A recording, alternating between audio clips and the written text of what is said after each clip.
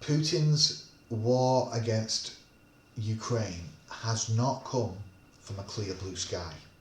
Although you're trained or told to believe that from the Western media, and now we have all this virtue signalling, we have all the collective punishment of Russians that have nothing to do with this war, which is a total disgrace now that Google and Visa and MasterCard are stopping working. They won't be supporting Russian accounts. Ultimately,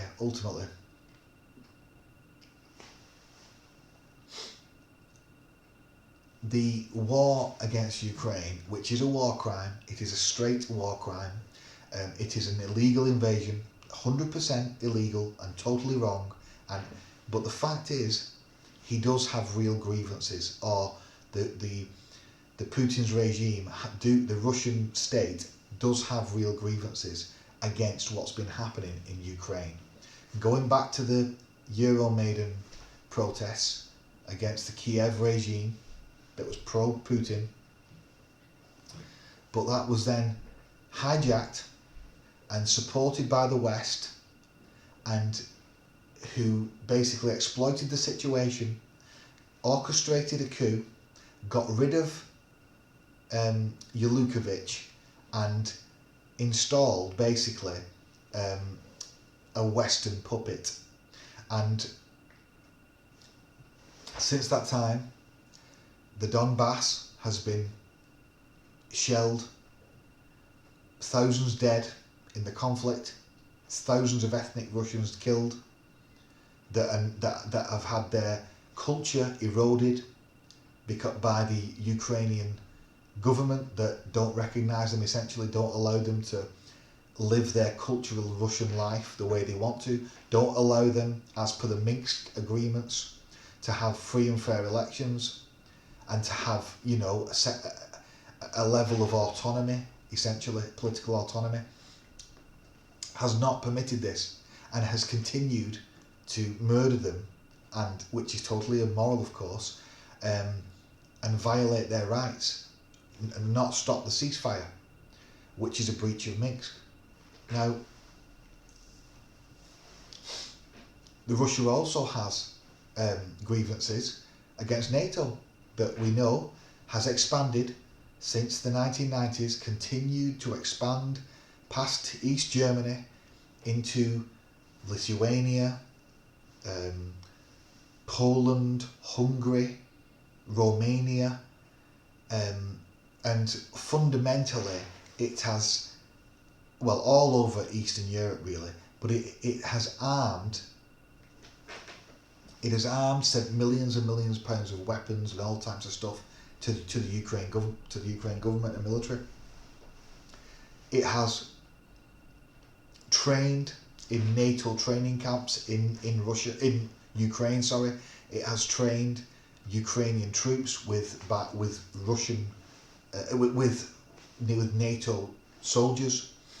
So for all intents and purposes, and there's beliefs that NATO are using possibly, I don't know for a fact, but it has been reported online and in various sources that there are basically biological weapons camps or facilities that are authorised covertly by NATO in Ukraine.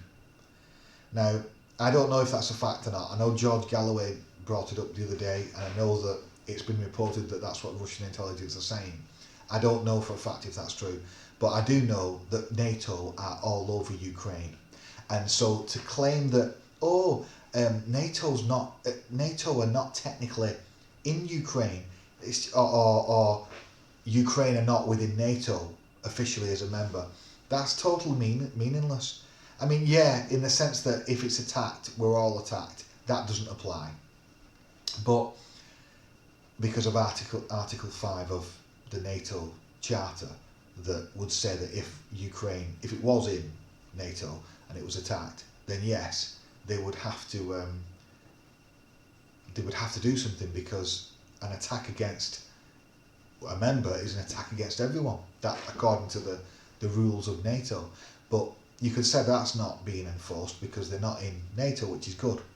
But for all other intents and purposes, NATO has militarised Ukraine. It's sending millions of pounds worth of weapons. It's training troops, and it's doing probably lots of other really dodgy things on Russia's doorstep in historic Russian territory, in an area that was always regarded as a red line with Georgia. It was always regarded as a place where NATO could not go into. It was a red line. And yet we have become totally entwined with Ukraine. And that is fundamentally wrong. Ukraine must be neutral. Because Russia has legitimate security threat. Having military bases, if they did put military bases there, right on its doorstep, is unacceptable. Just like it would be unacceptable if Russia created a military alliance, a hostile military alliance, with Canada or Mexico, and started putting military bases there and doing whatever else it's doing in the country. It'd be totally unacceptable. And so, of course, that's unacceptable. The whole Nazification of the military of Ukraine, or certain sections of it, I'm not saying all of it is, but certain sections of it, and I'm not saying at all that Ukrainian people, who are totally innocent, the vast majority of them, are not neo-Nazis. There may be some neo-Nazis. There's neo-Nazis in Russia, that's a fact. There's some neo-Nazis in America, but this Azov battalion, part of the military in Ukraine, yeah, some of them are literal neo-Nazis. I've seen the pictures with the tattoos, and they're super ultra fascists, and they're not good people. But that doesn't mean that that Putin should wage a totally illegal, full-out invasion which kills thousands of civilians. I do not accept that that is right at all, categorically. It is totally wrong. As is totally wrong is the collective punishment of Russians. That's also totally wrong. They've had nothing to do with this war. This is the Russian regime. And by the way, people keep calling Putin a madman, but we don't know as a matter of categorical fact if it really is him who's strongly wanting to go into Ukraine, or if it's other segments of the Russian, military council, well, the Russian, state that want to, that are giving him this intelligence to really go in.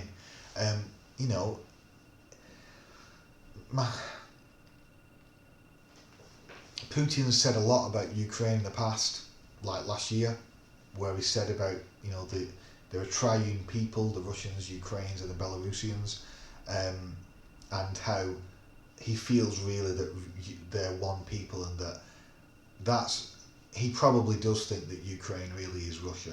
He probably does think that, I would guess, based upon my knowledge of what he's written and so forth. But fundamentally, we don't know if it's not been strongly supported, and with the way that it was all built up, they planned it for months clearly. It seems to me like it's not just Putin. It's not Putin's war, but it's an aggressive section of Putin's regime that have strongly wanted this war because they felt as though enough was enough, with seeing the what's happening with NATO in that region, and with the coup from 8 years ago, and with no end in sight to the Donbass issue. They've thought, let's go all out in, and let's get a new regime. Let's just get a pro-Russian regime. And one thing I think it's done is, it's told America, we're not messing about here now. We are going to wage a full-out war if you overstep the line again.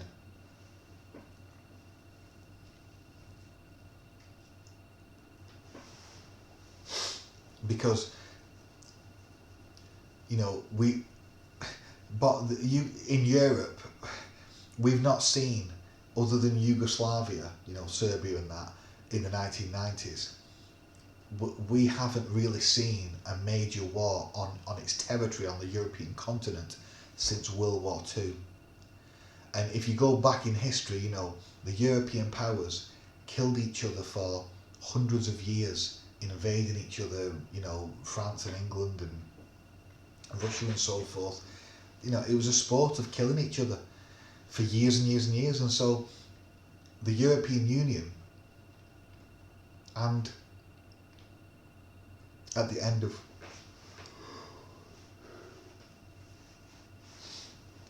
of World War II, it now being known that weapons of mass destruction could end humanity, it has enabled there to be no war in Europe, which is a great thing, other than the Balkans and the Yugoslavia in the 1990s. We haven't really seen a major conflict on the continent, which is good, obviously. But now we have seen this, which I think has been so shocking to most people. Obviously, in my lifetime we had the Iraq War, but it was in the Middle East and it was not within European territory. So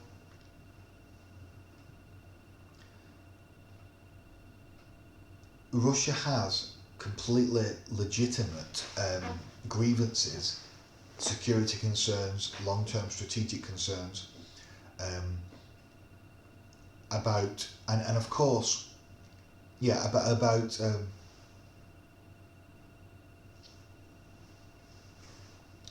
about having NATO in Ukraine, about the Nazification of the military in Ukraine, about the government being completely pro-Western. How Zelensky goes and meets with the CEO of Apple and the big tech companies. He's obviously courting their business. He was on a Zoom chat the other day with Elon Musk.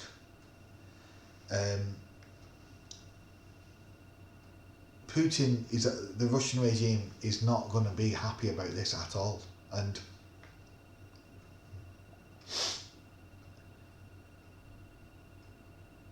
the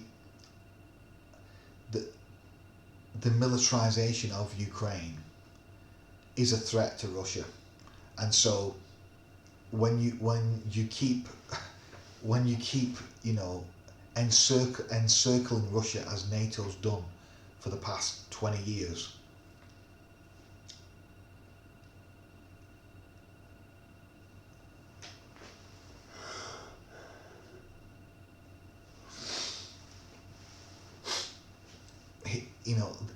they finally decided enough is enough, and now we're going to show our power, and we're going to basically invade Ukraine, which we believe is historically ours anyway. That's kind of what I think they're thinking. I don't accept